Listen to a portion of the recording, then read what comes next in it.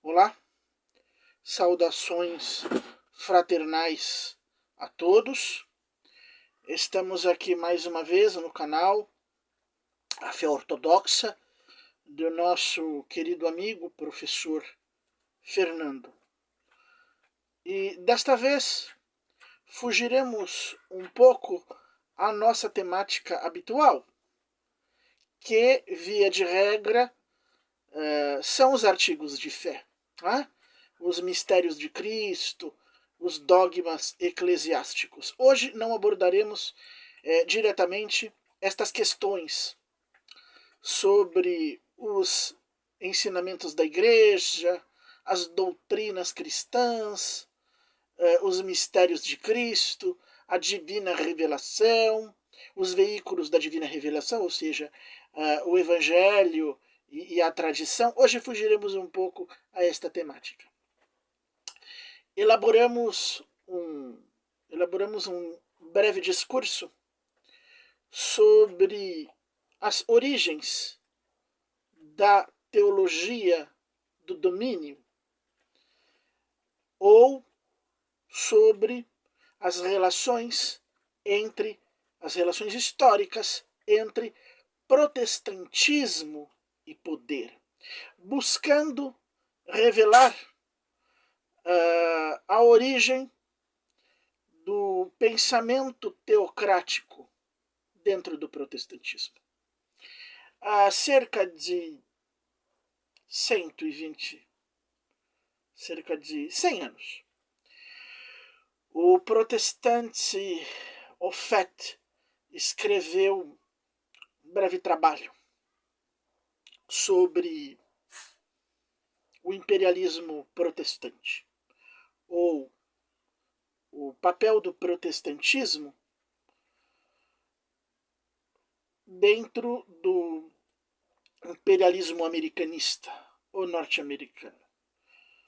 Claro, como protestante, buscando dissociar a propaganda protestante do poder político e econômico norte-americano, da cultura norte-americana, do modo de pensar, do modo de viver norte-americanos, até onde fosse possível. Quando Getúlio Vargas, aqui em nosso país, Brasil, nos anos 30, quando Getúlio Vargas chegou ao poder e atribuiu certo poder à Igreja Romana, autorizando, por exemplo, que aulas de religião ou de catecismo fossem ministradas nas escolas. Os protestantes se levantaram como se fosse um único homem e prepararam um texto denunciando o governo Vargas por seu despotismo, tirania, autoritarismo, por violar os princípios laicistas, por profanar o Estado democrático de direito, por ferir de morte o liberalismo religioso no Brasil. Compuseram um texto, temos aqui na nossa biblioteca, declarando que a democracia, a essência da democracia, e eles estavam certos, que a essência da democracia é o laicismo, a separação entre o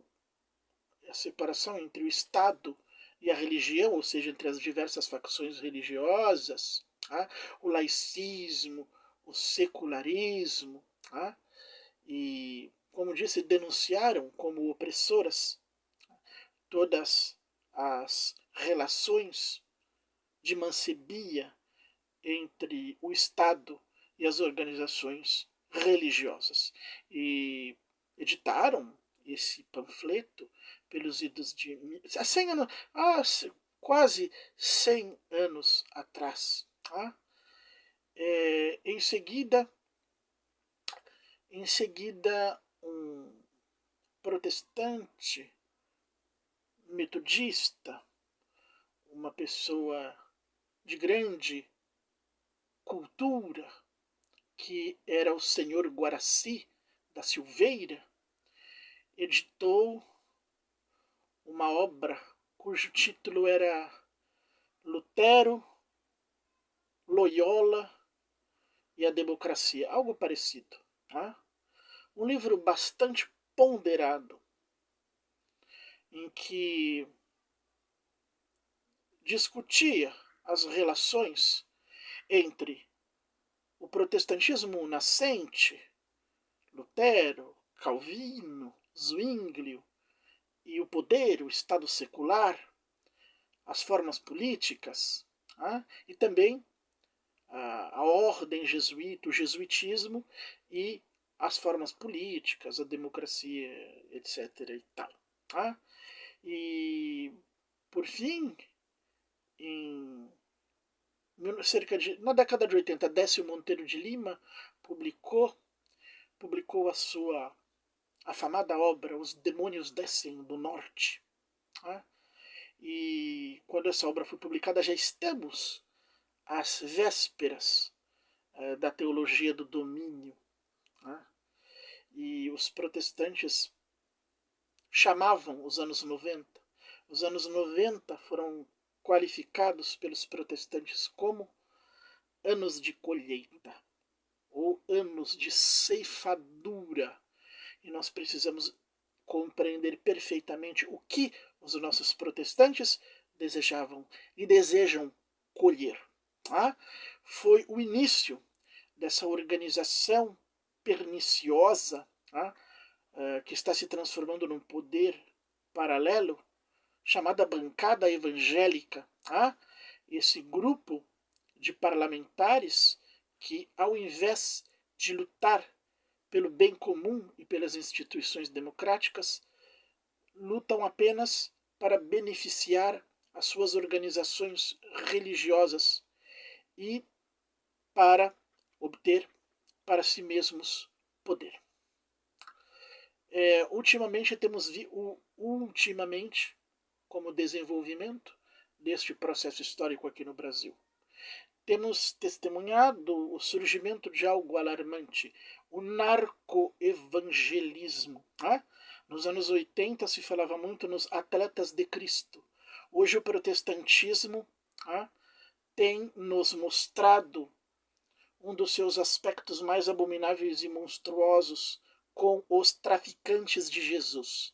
É o que temos nas comunidades carentes do Rio de Janeiro, as quais são, por assim dizer, uma bolha social, um vácuo de poder, se definem pela ausência do Estado, da Constituição, da lei civil. E em algumas dessas comunidades, como no assim chamado nome já revela tudo, Complexo de Israel, já estão esses bandidos, esses meliantes, estes traficantes implantando o projeto teocrático do protestantismo em nosso país, violando frontalmente as liberdades democráticas. O secularismo, o laicismo, a igualdade entre as diversas organizações religiosas e, de fato, organizando uma perseguição sistemática. A princípio, as comunidades religiosas afro-brasileiras, ou seja, os adeptos da Umbanda, os adeptos do Candomblé, com os quais costumam ter uma relação tensa. E agora, nos últimos tempos, ousaram atacar a Igreja Apostólica Romana, atacar, ameaçar, intimidar as comunidades apostólicas romanas nesses espaços, sabendo que a Igreja Romana é a comunidade histórica por antonomasia aqui presente no Brasil, que plasmou diversos aspectos da nossa cultura e que ainda é majoritária. Apesar disso, nestas comunidades carentes do Rio de Janeiro, a Igreja Apostólica Romana tem sofrido já ameaças e intimidações. E isso, de per si, já nos revela um estado calamitoso de coisas. Essa busca doentia pelo poder, pela dominação.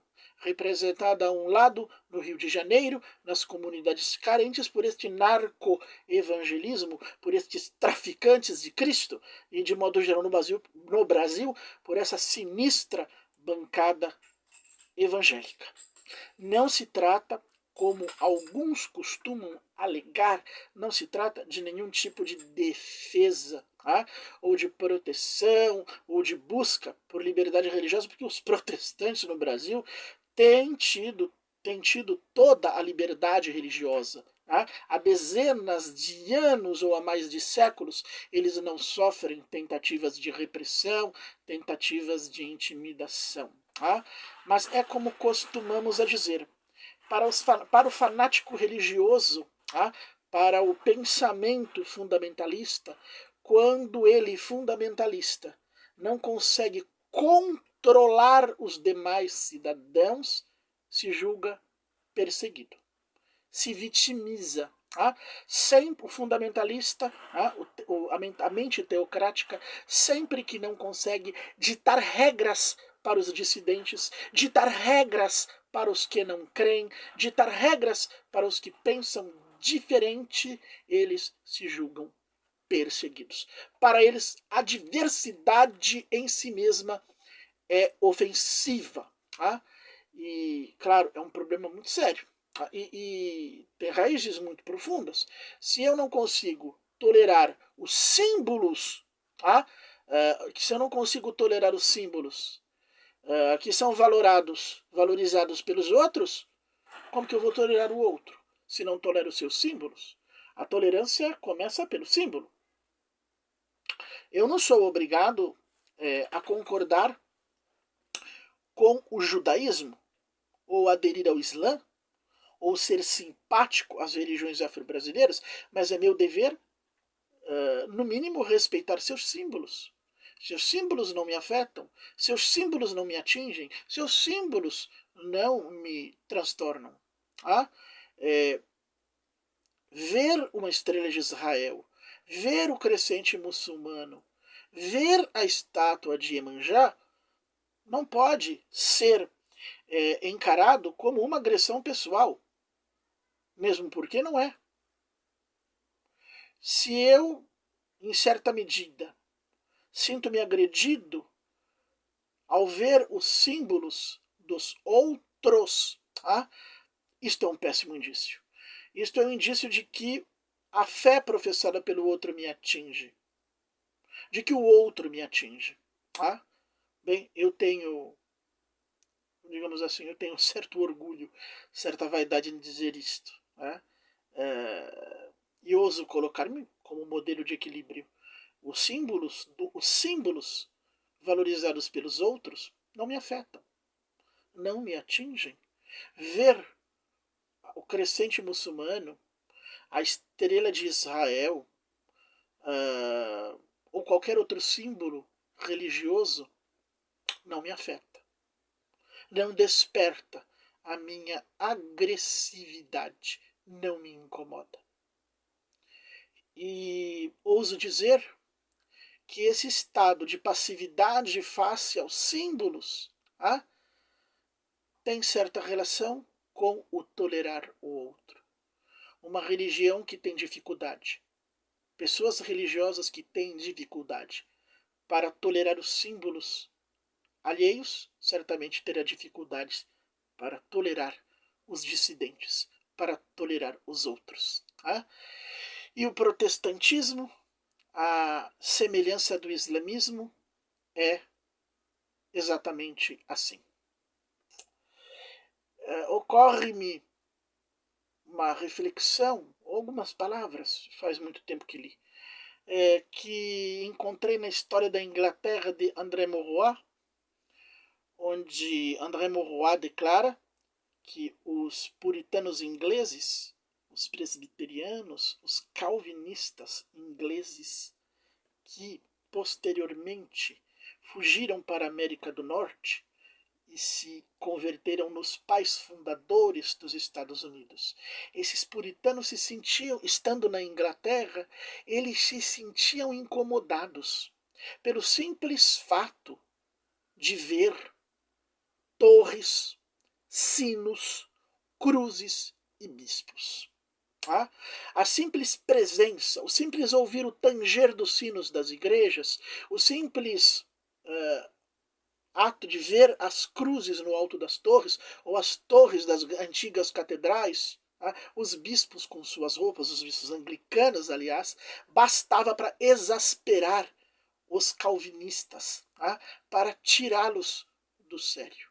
Quando os protestantes aqui chegaram no século XIX, na segunda metade do século XIX, tá? Especialmente com o calvinista Axwell Simonton, os protestantes já trouxeram esse rancor contra as vestimentas clericais. Quando se deparavam com o sacerdote apostólico romano, trajando a veste talar, ou seja, batina, os protestantes, pelo simples fato de verem padres com batina, de verem os monges, os frades, pessoas que pertenciam a alguma confraria, traziam opas, escapulários, cruzes, os protestantes que para cá vieram divulgar suas crenças se sentiam agredidos, se sentiam atacados, se sentiam contaminados pelo simples ato de ver os símbolos alheios, os símbolos, no caso, da Igreja Apostólica Romana. Isso aconteceu, inclusive, não apenas aqui no Brasil, quando os missionários protestantes foram evangelizar, né, os cristãos apostólicos cóptas lá no Egito, quando eles foram missionar entre os cristãos apostólicos assírios lá no Iraque, eles também levaram este veso contra os símbolos cristãos, contra a cruz, as torres, igrejas, bispos, as vestes dos monges e se sentiram também lá nessas terras, se sentiram agredidos, se sentiram ofendidos pelo simples fato de contemplarem estes símbolos religiosos. Tá? Bem, tem o protestantismo um projeto de poder. Este projeto de poder, que tem sido expresso por essa maligna teologia do domínio, não é nada novo. Os protestantes, perdoem-me os que aqui estão ouvindo, perdoem-me os protestantes de boa vontade, né? Mas os protestantes, na verdade, a maior parte deles ou parte deles, quando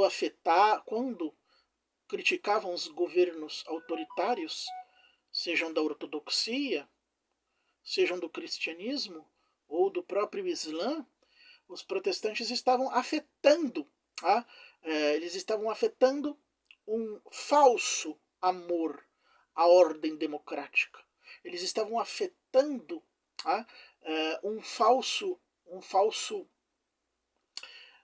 eles estavam afetando uma falsa adesão aos princípios democráticos.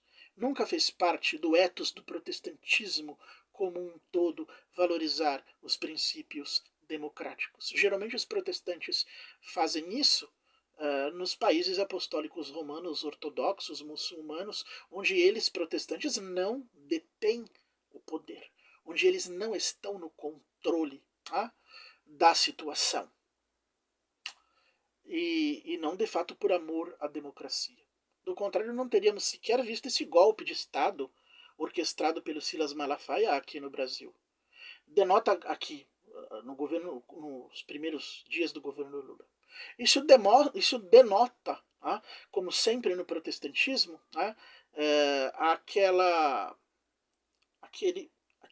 hipocrisia farisaica, a qual nós ex-protestantes nos referimos. É um lugar comum entre os ex-protestantes falar sobre esse fingimento, falar sobre essa hipocrisia, sobre esse farisaísmo, essa afetação. E eu me lembro que quando era rapaz, quando era pequeno, Nós sempre ouvíamos os protestantes quando se tratava de um governo que fosse favorável a eles protestantes, ou a qualquer governo protestante, os protestantes costumavam sempre apelar ao apóstolo Paulo, aquele texto infeliz que o apóstolo escreveu: submetei-vos a toda autoridade, porque toda autoridade foi fixada por Deus, porque a autoridade porta a espada, etc e tal, sempre dizendo isto. Porém, quando se tratava de um governo apostólico romano, um governo ortodoxo, ou um governo que não estivesse alinhado com os princípios do protestantismo, o discurso era bem outro. Já não se falava na obediência cega à autoridade, já não se postulava a submissão, mas muitas vezes os protestantes chegavam a defender abertamente a revolução, a sedição, a revolta.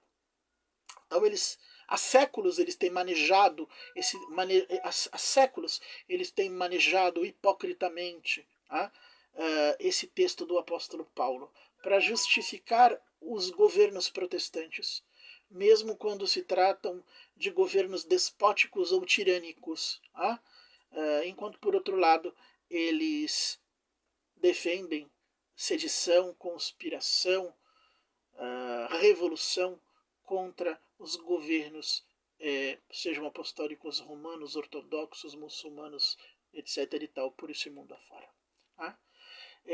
Isso é abominável, esse recurso. Se fosse para se levar a sério este ditame do apóstolo Paulo, se fôssemos para cumprir a risca, nós deveríamos ser colaboradores de Hitler. Deveríamos concluir que Adolf Hitler, assassino de mais de 30 milhões de pessoas, que ele foi um colaborador de Deus, que foi Deus que colocou Adolf Hitler no poder para assassinar 30 milhões de pessoas. Deveríamos concluir também, claro, assim, como o apóstolo Paulo diz, toda autoridade, todo poder constituído procede de Deus. Nós deveríamos constatar que o Joseph Stalin, claro, também havia sido constituído por Deus, e que Tamerlão, que assassinou dezenas de milhões de cristãos, Tamerlão também foi constituído por Deus. Gengis Khan, que também assassinava cristãos, demolia catedrais, Gengis Khan, Átila o Único, todos eles teriam sido excelentes ministros de Deus, e Deus os teria colocado no poder para assassinar cristãos, para torturar inocentes, para demolir catedrais, para profanar objetos religiosos, para massacrar a maior parte da humanidade. Nesse caso, quanto a esse assunto, entre Paulo, que tomou esse ensinamento de Gamaliel e dos rabinos, e Jesus Cristo, nós ficamos com Jesus Cristo, aquele que disse: dai a César o que é de César e a Deus o que é de Deus. Colocando uma barreira, separando e colocando uma barreira entre o poder religioso e o poder político. E condenando qualquer aproximação, qualquer mistura e qualquer confusão. A Deus o que é de Deus, a César o que é de César. Logo, poder religioso e espiritual e o poder político e material jamais se misturam, jamais se confundem. E devemos sempre defender uma igreja livre dentro de um Estado livre ou liberal. Bem, os protestantes, na verdade, há muitos séculos que vêm abusando da ordem democrática. Um dos países que manteve, desde o tempo do municipalismo romano, ou por meio das ordens religiosas da Idade Média, como dizia Léon Moulin, que manteve uma estrutura democrática em suas comunidades, foi a Suíça. Nós temos testemunhos sobre o Landesmine, ou seja, a organização democrática nas comunidades suíças desde o tempo do bispo Ademar Fabre, ou seja, por volta do século XIV, do século XIV e XV. Provavelmente reflete uma situação anterior, que deve ser melhor esclarecida. Bem, quando a reforma protestante estoura na Europa, a Suíça é a única região europeia onde florescem comunidades democráticas, as Landesmine. Lamentavelmente, o calvinismo, os reformadores protestantes de orientação calvinista, e também zwingliana, claro, eles exploraram habilmente esta situação. Eles exploraram habilmente as comunidades democráticas. Infiltraram-se nelas e derrubaram a democracia por dentro, estabelecendo sistemas de controle totalitários. E o principal exemplo disso é a Genebra de João Calvino. Nós não vamos entrar aqui neste vídeo, não entraremos na questão de Miguel Servetti. Aqueles que quiserem conhecer melhor, com detalhes, os crimes de João Calvino, contra os irmãos Comparé, contra Jacques Gruet, contra Miguel Servetti, os assassinatos deste homem abominável, podem estar consultando a História Universal de Will Durant. Podem também consultar a velha história de Cesare Cantu, dentre outras histórias universais. E quem quiser conhecer mais detalhadamente esses fatos, podem ler a biografia de Sebastião Castellio, Uma Consciência contra a Violência, pelo judeu, insuspeito, é claro, porque um judeu vai querer. Por que raios um judeu vai querer beneficiar a Igreja Romana, a Igreja Ortodoxa, o Espiritismo? Não faz nenhum sentido. Pelo judeu Stefan Zweig. Temos também uma excelente contribuição do unitário, parece que ex-calvinista holandês, Pierre van Paassen. Pierre van Paassen, ao descrever a Genebra de João Calvino, descreveu-a com absoluta precisão, como sendo o primeiro campo de concentração dos tempos modernos, ou o primeiro campo de concentração da história. Com relação aos crimes de Calvino, porque os calvinistas dizem que Stefan Zweig, que era judeu, não merece confiança. Para eles, qualquer autor que não seja calvinista, qualquer autor que não seja protestante ou calvinista, não merece confiança. Então, para eles, ateus, espíritas, budistas, muçulmanos, ortodoxos gregos, apostólicos romanos, anglicanos que escreveram vidas de Calvino, ou manuais de história, nos quais constam os crimes deste homem, não merecem confiança. Então, os calvinistas aproximam-se muito das assim chamadas teorias de conspiração. Para eles, calvinistas, só tem valor os manuais de história ou de teologia escritos pelos calvinistas que justificam, que defendem Calvino, apresentando-no como um homem santo, puro, inocente, que jamais assassinou quem quer que seja.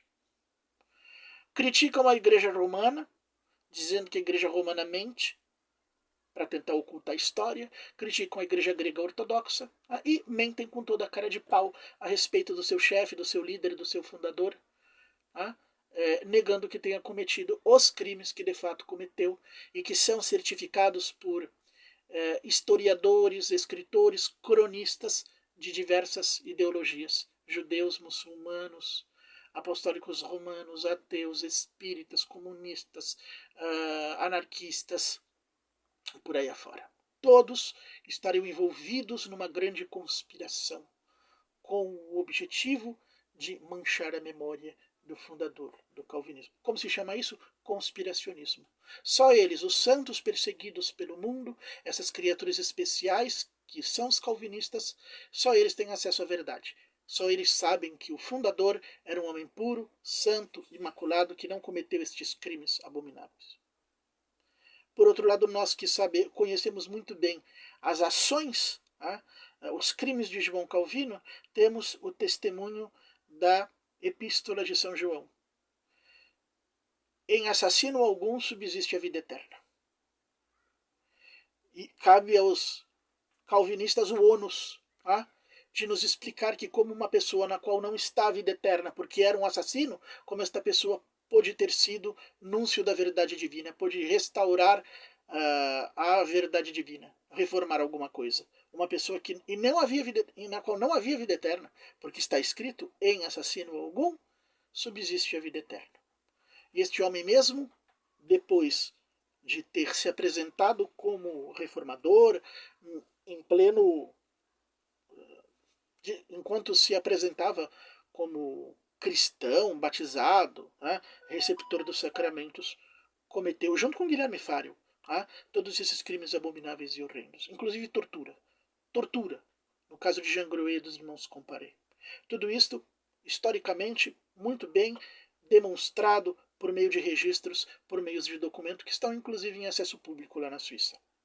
Bem, mas o que quero falar não é sobre isso. O que eu queria dizer é que Calvino instala na Suíça, ou melhor, em Genebra, melhor dizendo, na cidade de Genebra, Calvino ele estabelece um império do terror. Uma série de leis, de regulamentos, destinados a controlar de maneira totalitária as vidas dos cristãos, determinando os mínimos aspectos do comportamento dessas pessoas. O que elas deviam vestir, o que elas deviam comer, até os nomes que elas poderiam ou não dar a seus filhos. Tudo era determinado pelos regulamentos estabelecidos por Calvino e pautados, é claro, no Antigo Testamento. Nesses regulamentos inspirados, é claro, na Torá de Moisés, não no Evangelho.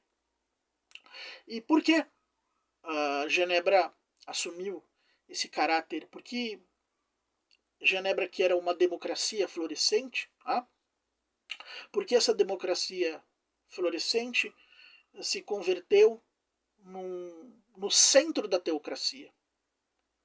Por que isso ocorreu? Ocorreu porque os calvinistas negam o livre-arbítrio. A teologia calvinista, herdeira do agostinianismo, a teologia calvinista, ela repudia o ensinamento do livre-arbítrio. E naturalmente que se no plano metafísico não existe livre-arbítrio, consequentemente não há nenhum sentido em preservar instituições democráticas que, por assim dizer, estão fundamentadas na crença no livre-arbítrio, na crença da liberdade humana, na capacidade do ser humano autogestionar-se, governar a si mesmo. A democracia só faz sentido se nós admitimos a liberdade, se nós admitimos uma parcela de autonomia. Se nós negamos a existência do livre-arbítrio no plano da fé, fica muito difícil preservar as instituições democráticas no plano da política. Isso é explicado pelo que Weber classificou como afinidades eletivas. Afinidades eletivas são proximidades ideológicas. Então, se eu nego o livre-arbítrio, se eu nego a liberdade humana no plano da fé, é muito fácil transpor os limites entre a fé e a política e negar a mesma liberdade no plano da política. Foi exatamente o que aconteceu em Genebra. E de uma visão negacionista da liberdade no plano teológico, a partir daí fundamentou-se um regime despótico, totalitário, ditatorial, teocrático em Genebra. Como falei, em que comer certos biscoitos era proibido, roupas de um determinado tecido eram proibidas, o uso de determinadas cores nas roupas era proibido, certos cortes de cabelo, cortes de barba eram proibidos. Então era um controle, como disse, um controle totalitário, um controle sistemático, detalhado nas vidas dos cidadãos, onde as liberdades dos cidadãos foram reduzidas ao mínimo, especialmente quando se trata de distrações, de divertimentos, músicas, bailes, danças, tudo proibido como algo diabólico, como algo nefasto, sinistro, demoníaco. E não eram simples proibições, claro. No primeiro momento haviam multas, no segundo momento havia prisão, num terceiro momento, se o cidadão teimasse se o cidadão teimasse em se portar de maneira inadequada, né, violando os mandamentos de Calvino, ele acabava sendo exilado, banido da cidade, ou o que é pior, acabava sendo morto, executado.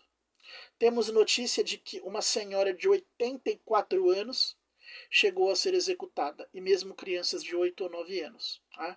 Isso está no livro Religião em Litígio, de Dali Owen. Tá? Dali Owen descreve minuciosamente os crimes de Calvino na cidade de Genebra, tá? Onde dezenas de pessoas foram executadas, foram assassinadas, foram mortas com requintes de crueldade por discordarem dos mandamentos decretados por esse cidadão, o João Calvino. Tá? A parte triste, muito triste, é que para os protestantes essa cidade de Genebra, tá?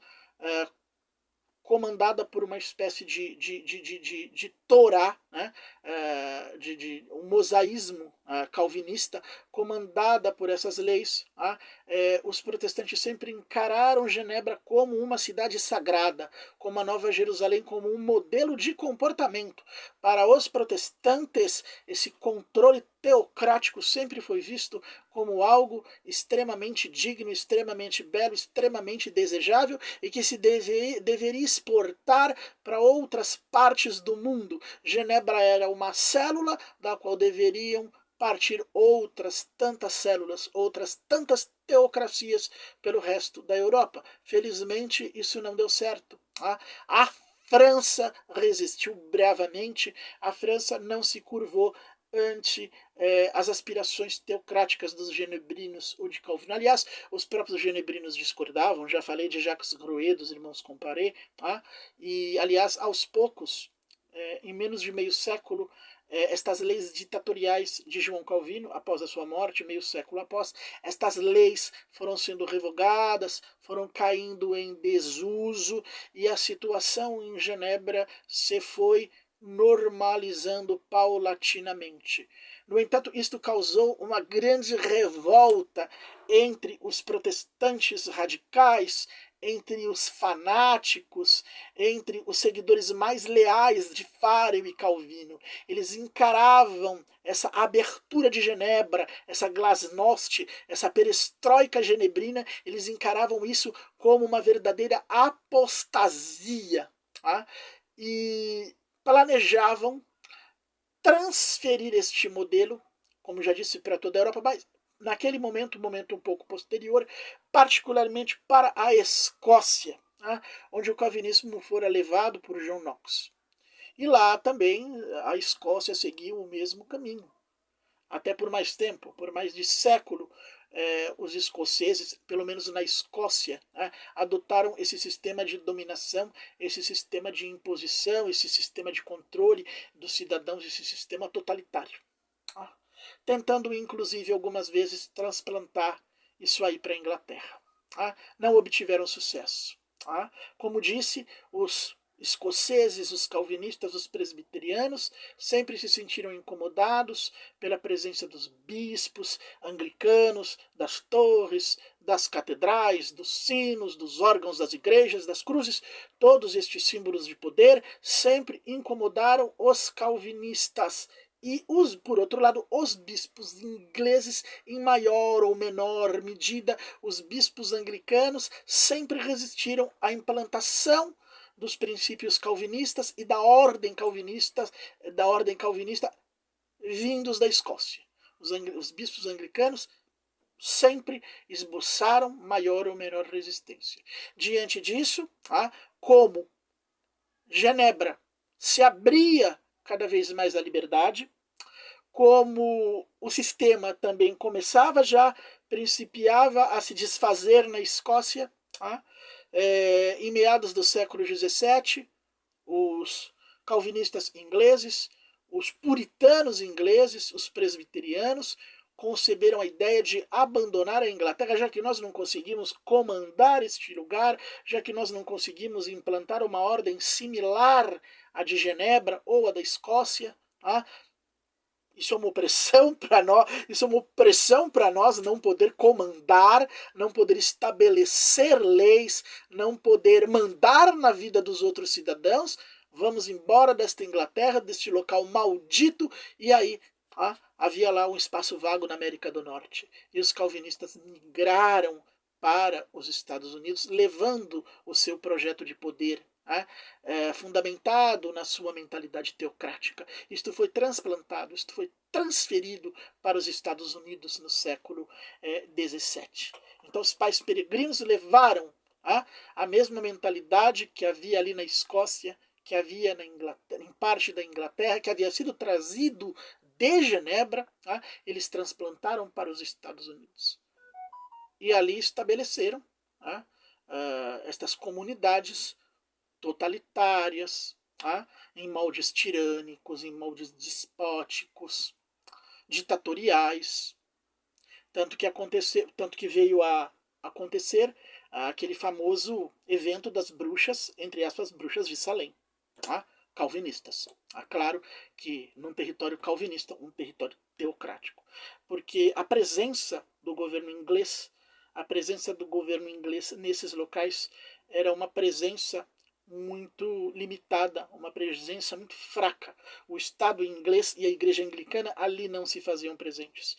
Então os calvinistas, durante um século mais ou menos, os calvinistas gozaram de autonomia suficiente para implantar o seu modelo político, entre aspas, totalitário, ditatorial. Isso só acabou porque depois dos calvinistas vieram da Inglaterra dissidentes de outras seitas, anabatistas, quakers, luteranos, metodistas, anglicanos, apostólicos romanos. Com o passar do tempo, estes séculos, a diversidade religiosa nos Estados Unidos aumentou significativamente, e no decorrer do século XVIII haviam dezenas ou centenas de correntes, de seitas, de partidos religiosos, alguns inclusive surgidos no próprio país, através do biblismo, do livre exame. O número de partidos, de correntes, de seitas, de credos, como sempre, foi aumentando. E cada um dessas facções foi reivindicando direitos e liberdades. Isso gerou um pluralismo religioso.